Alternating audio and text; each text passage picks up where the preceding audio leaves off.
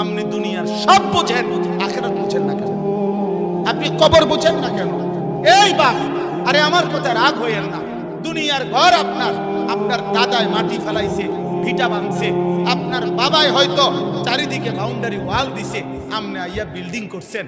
3 পুরুষ লাগাইয়া 4 পুরুষ লাগাইয়া হয়তো দুনিয়া সাজানো যায়, দুনিয়ার ঘর তৈরি করা যায়, কিন্তু মাটির নিচে আপনার আরেকটা ঘর আছে, সেই ঘরের নাম কবর।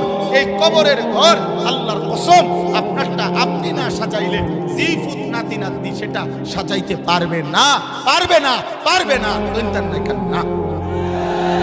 এই জন্য মাটির উপরে ঘর পরের ওয়ালারাও করতে পারবে, কিন্তু মাটির নিচের ঘর আমাকেই সাজাইতে।